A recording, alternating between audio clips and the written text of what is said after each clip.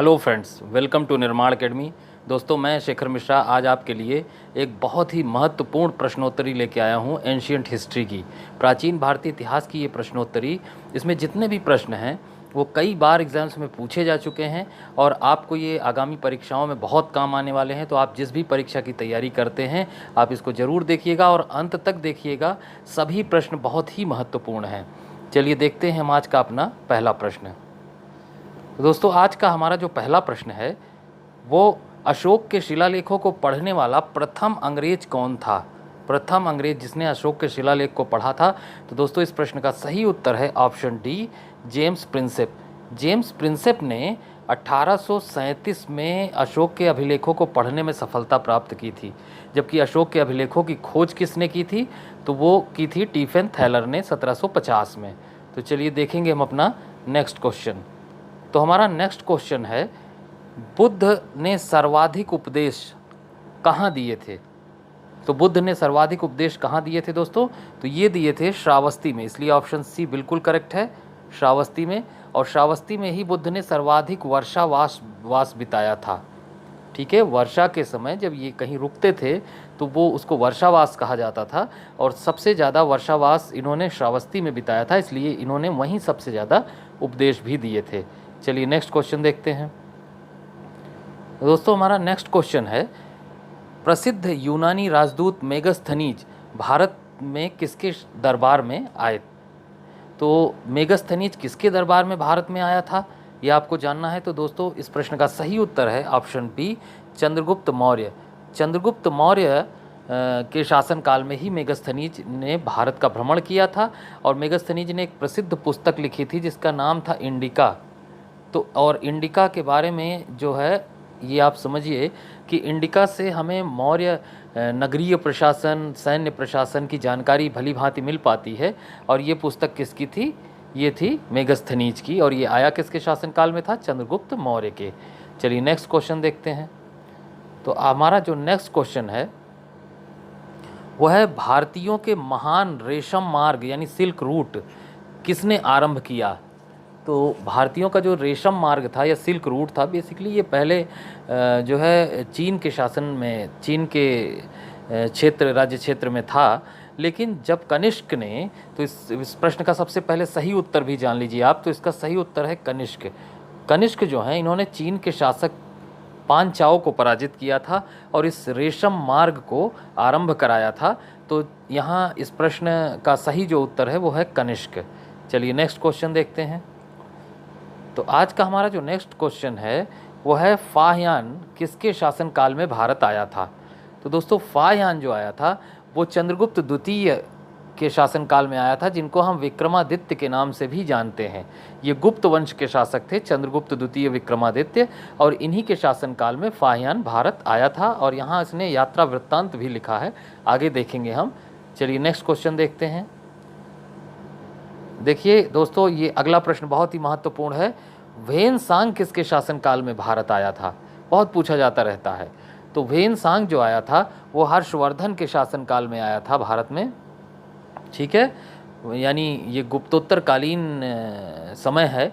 और हर्षवर्धन जो है वर्धन वंश के शासक थे, पुष्यभूति वंश भी उसको कहा जाता था। और इन्हीं के शासनकाल में वेनसांग ने भारत का दौरा किया था और ये एक चीनी बौद्ध यात्री था। चलिए नेक्स्ट क्वेश्चन देखेंगे।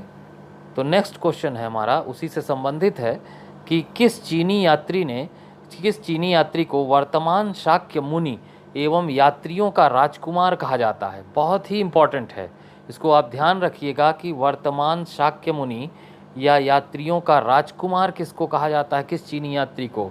तो ये कहा जाता है वेनसांग को ही। ठीक है, वेनसांग को ही कहा जाता है। ये दोनों उपाधियों से विभूषित हैं। और वेनसांग जो है ये किसके शासनकाल में आए थे, अभी आपने पढ़ा, हर्षवर्धन के शासनकाल में आए थे।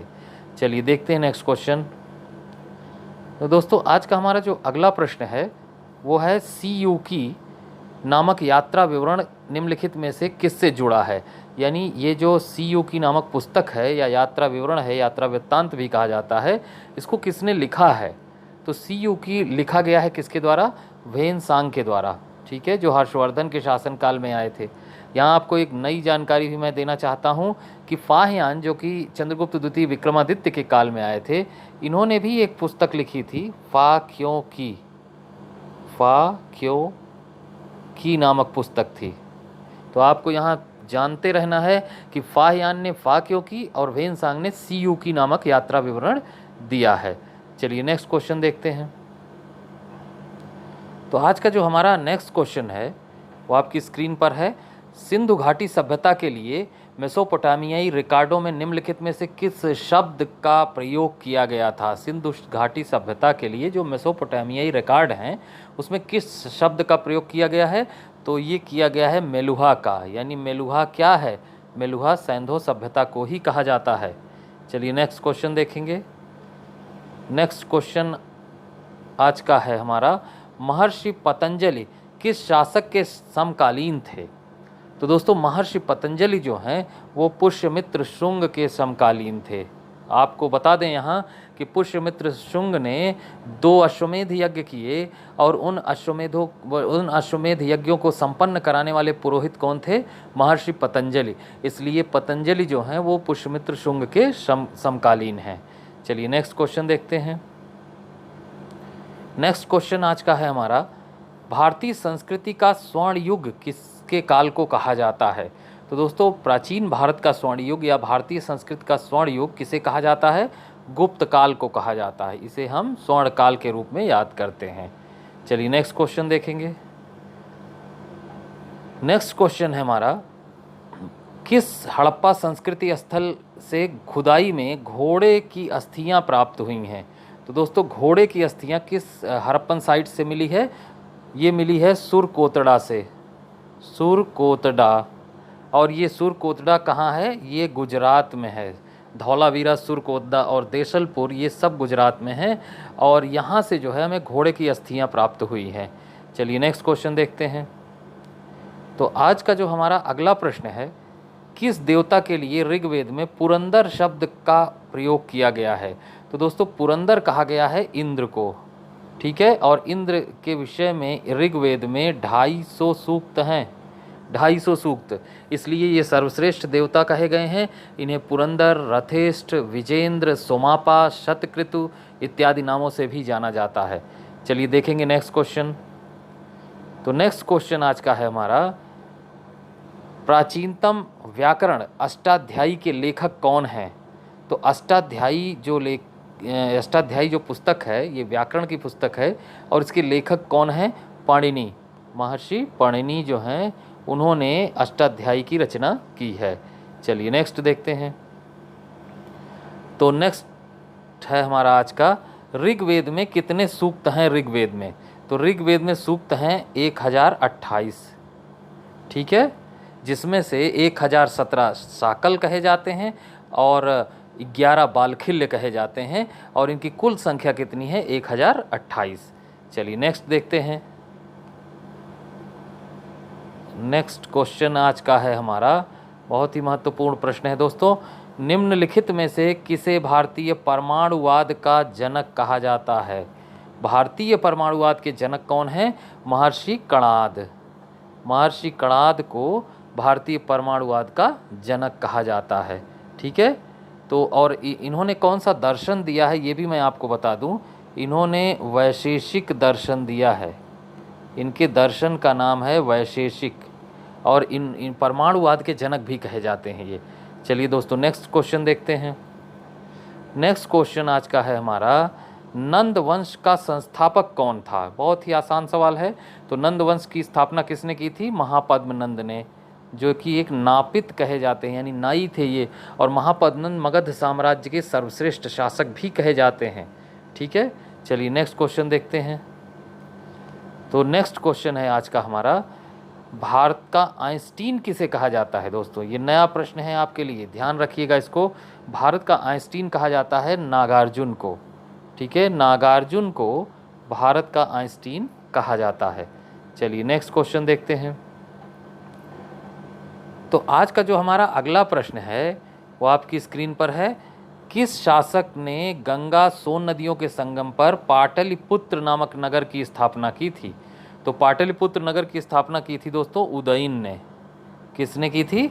उदयन ने जो है पाटलिपुत्र नामक नगर की स्थापना करी थी, जो कि गंगा और सोन नदियों के संगम पर स्थित है। चलिए नेक्स्ट क्वेश्चन देखते हैं। नेक्स्ट क्वेश्चन है आज का हमारा, उज्जैन का प्राचीनतम नाम क्या था? तो दोस्तों उज्जैन का प्राचीनतम नाम है अवंतिका। ठीक है दोस्तों, आपको यहाँ कुछ जानकारियाँ मैं देना चाहूँगा कि मौर्य काल में जो प्रांत थे उसमें से एक प्रांत था अवंती, और अवंती की राजधानी थी उज्जैनी। ठीक है, तो उज्जैन को ही जो है प्राचीन काल में हम अवंतिका के नाम से जानते हैं। चलिए नेक्स्ट क्वेश्चन देखेंगे। तो आज का जो हमारा अगला प्रश्न है बहुत ही इम्पॉर्टेंट है। महावीर का जन्म किस क्षत्रिय कुल में हुआ था? तो महावीर का जन्म हुआ था ज्ञात्रक कुल में। इनके पिता जो हैं वो ज्ञात्रक कुल के क्षत्रिय सरदार थे। ठीक है, चलिए देखते हैं नेक्स्ट क्वेश्चन। तो आज का जो हमारा अगला प्रश्न है वो आपकी स्क्रीन पर है। 16 महाजनपदों के बारे में किस बौद्ध ग्रंथ में जानकारी मिलती है? यानी जो 16 महाजनपद थे 6ठी शताब्दी ईसा पूर्व में, उसकी जानकारी हमको किस बौद्ध ग्रंथ में मिलती है? तो वो मिलती है अंगुत्तर निकाय में। ठीक है, और दोस्तों ये 16 महाजनपदों की जानकारी हमें एक जैन ग्रंथ में भी मिलती है, जिसको हम भगवती सूत्र के नाम से भी जानते हैं, जबकि बौद्ध ग्रंथ अंगुत्तर निकाय में भी 16 महाजनपदों की जानकारी प्राप्त होती है। चलिए नेक्स्ट क्वेश्चन देखेंगे। देखिए नेक्स्ट क्वेश्चन जो है वो बहुत ही महत्वपूर्ण है। हाइडे स्पीच का युद्ध या वितास्ता का युद्ध किसके बीच लड़ा गया? तो आपको यहाँ बता दें कि हाइडे स्पीच का युद्ध या वितास्ता का युद्ध या झेलम का युद्ध, ये तीनों एक ही युद्ध हैं, और ये लड़ा गया है सिकंदर और पोरस के बीच। ठीक है, बहुत ही प्रसिद्ध युद्ध है। ठीक है, हाइडे स्पीच या वितास्ता का युद्ध ये सिकंदर और पोरस के बीच लड़ा गया था। चलिए नेक्स्ट क्वेश्चन देखते हैं। नेक्स्ट क्वेश्चन है आपका, कब और किसने शक संवत का प्रारंभ किया था? दोस्तों तो यहाँ आपको जानना है कि शक संवत कब प्रारंभ हुआ था और किसने प्रारंभ किया था। तो ये कनिष्क के द्वारा प्रारंभ किया गया था 78 ईस्वी में।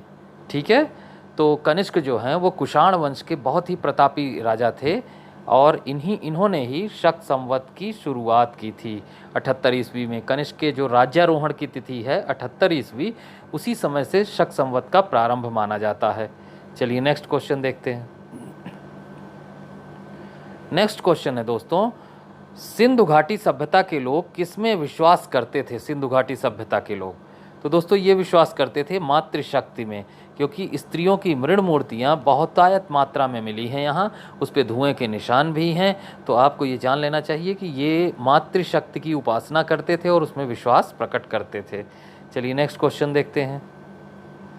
नेक्स्ट क्वेश्चन है आपका, गुप्त शासकों की सरकारी या दरबारी भाषा क्या थी?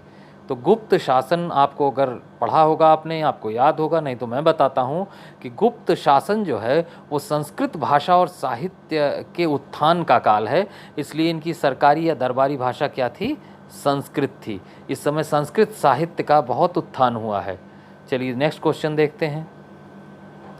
नेक्स्ट क्वेश्चन है आज का आपका, भारत में मानव का सर्वप्रथम साक्ष्य कहाँ मिलता है? तो दोस्तों ये मिलता है नर्मदा घाटी से। नर्मदा घाटी में एक स्थान है हथनौरा। कौन सा स्थान है? हथनौरा। और हथनौरा से ही होमो इरेक्टस मिला है, मानव की खोपड़ी मिली है पहली, और यही मानव का सर्वप्रथम साक्ष्य है नर्मदा घाटी के हथनौरा से। चलिए नेक्स्ट क्वेश्चन देखते हैं। नेक्स्ट क्वेश्चन है आज का आपका, भारतीय पुरातत्व का जनक किसे कहा जाता है? तो दोस्तों ये कहा जाता है अलेक्जेंडर कनिंघम को। अलेक्जेंडर कनिंघम को ही भारतीय पुरातत्व का जनक कहा जाता है। ठीक है, चलिए नेक्स्ट क्वेश्चन देखते हैं। देखिए बहुत ही महत्वपूर्ण प्रश्न है, गणित की पुस्तक लीलावती, ठीक है, लीलावती का लेखक कौन था? तो लीलावती के लेखक थे भास्कराचार्य। इन्हीं के द्वारा लिखित ये पुस्तक है लीलावती। किसके द्वारा? भास्कराचार्य के द्वारा। चलिए आज का अंतिम प्रश्न देखते हैं। आज का जो हमारा अंतिम प्रश्न है वो है, किस ऋषि के बारे में कहा जाता है कि उन्होंने दक्षिण भारत का आर्यकरण किया? ठीक है, उन्हें आर्य बनाया। दक्षिण भारत में जहाँ द्रविड़ लोग निवास करते हैं उनका आर्यकरण किया, उन्हें आर्य बनाया।